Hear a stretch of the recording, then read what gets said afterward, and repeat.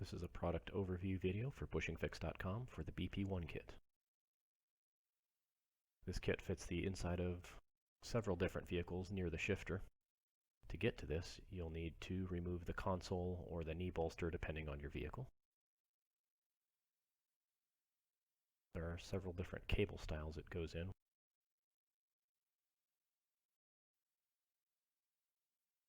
You can use the installation driver that's included with the kit. It makes it a little bit easier, but it's not necessary.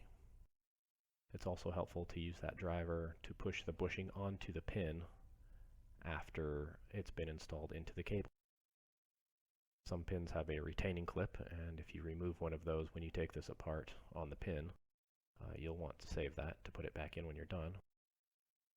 Other pins have a slightly larger head like the one shown in that picture there. Use a small amount of grease included with the grease packet. And the complete instructions are located on the website. You can order at bushingfix.com. Thanks again.